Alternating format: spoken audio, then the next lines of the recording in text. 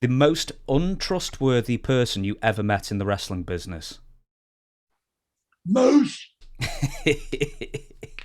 Oh, he's not in here. Never mind. Uh,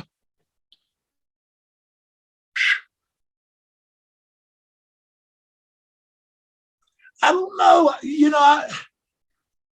I'm a pretty straight up person, and I don't do. Like if I feel like somebody's BSing with me, I don't like to deal with that kind of stuff. Mm. And there's Moose. I was going to ask him who he thought it would be. No, it's okay. Well, this next question. But like Nick Goulas, as far as like that didn't pay you what you should get. It's like me. I wrestled in Georgia, but they would want to book me off of that TV, but didn't none of them like me because they like Dr. Death, the big guy. But I went to work for Bill Watts, wrestled at the Superdome, and I was on like fourth from the top, hot off Atlanta TV. I didn't draw the whole house, but I drawed some of it. You know how much I got made for the Superdome? 500. $150. Wow. And we wrestled Saturday night in Carrollton, Georgia, that don't hold but 800 people, and I got paid that. I'd make $150 in Carrollton, Georgia. Then I went for Eddie Graham, and we wrestled in the Bayfront or St. Peter Bayfront or something. Cars, I was late getting there because there's so much traffic trying to get in. You know how much I made for that show? Oh, don't make me guess. I'll say 500 again. $150. I was $150. And then the same thing with Crockett. And I told, and Mr. Barnett, he asked me, he said, well, why don't you like to work for this guy? I said, well, Mr. Barnett, I work for you.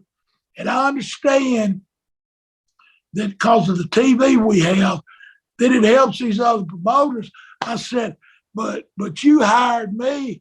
And if I can't make no more than $150, I'd rather be home work in our towns. I said, I can go to Carrollton and make $150, Mr. Barnett, and not have to get a hotel and be home, whatever, just whatever, And and after that, I didn't make too many after that. Now I would make them. I would go like when NWA started going down.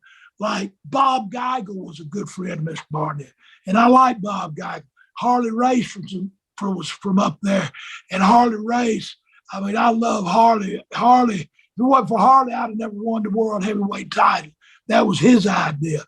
So like, if they needed me to go up there, I didn't mind going, because if it drawed, I know Mr. Geigel, but they wasn't doing good anyway. I didn't care if I went up there. They get my hotel room. But if I made $40, if it's a shit house, I didn't care if they paid me $40. That was, the Sheik, Eddie Farhead, I couldn't do a show for him because he was going down. And of course, we wrestled National Guard Army there, though, and hell, there was as many people on the outside of the building as it was inside. And that's when I knew Tommy Rich was a hot commodity, because he just had his underneath boys, and it was just me and him there. And so I kind of got it then. But like I said, somebody was in my same spot and did the same match I did. If it had been, say, Dusty Rhodes, he'd probably made $3,000 to $5,000. And they give me $150, Mm-hmm. So I always, I was a rebel too. I'm a rebel because I don't give a crap. I go in that ring, I do my job, and I do everything they ask me, and that was my deal. And then that's all they can do. If you go do what they ask you, but if they don't like your habits, let's just say I don't like your habits. I can drink a 6-pack of beer and have 10 times better match than I would if I hadn't drank one. But it damn sure wouldn't be no worse. You know what I'm saying? Like some folks get mad because I drink beer and wrestle, but after the matches, they all out take it, yanking their britches down on the bar, drink, and just doing stuff that I didn't even do. I just drank and went and did my job. And if they told me to go an hour Broadway, I'd go an hour Broadway. They want 45 minutes, and that's fine too. And never once did I have a problem, you know. And there was a couple of guys that had remarks about it. I ain't gonna say their names because I don't dislike nobody. If you dislike somebody, then they got you beat, you know. Used to, I had a couple of people that I thought, ooh, I hate them so bad. And I said, I ain't doing that no more. But it was, you know, like, I don't know, I got lost. What was the question? Oh, it's miles away now. I think I'll just move on to the next question. Don't worry. I think it was originally we were talking about the most untrustworthy people you met in the business. Well, I don't know.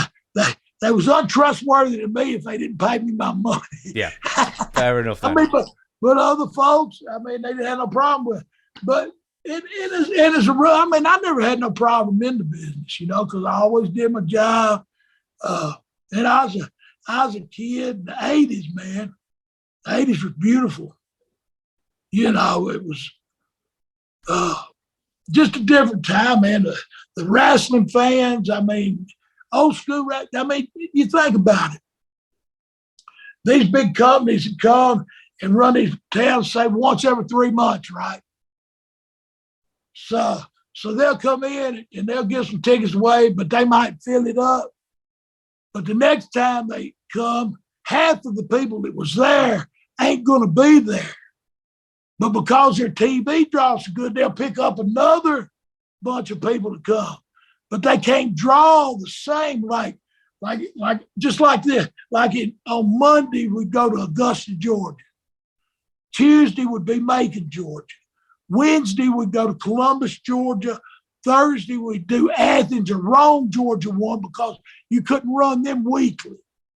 Then Friday was Atlanta City Auditorium. Then Saturday morning, you'd get up and have to be at TV probably around 9 or something. And they do a TV taping. Then you had to put a T-shirt on, leave your tights on, jump in your car, hit the drive-through, and drive to Columbus, Georgia, which was like 100. And they didn't have the interstate then, probably 110 miles, but it was 2-lane road all the way.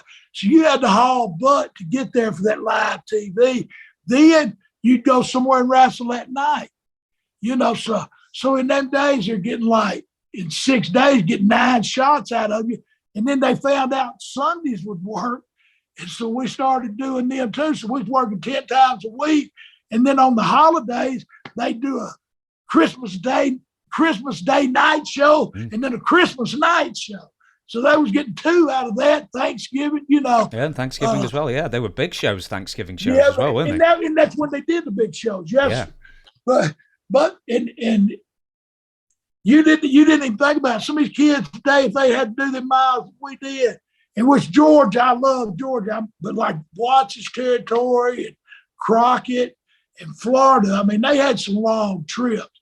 And out in Texas too.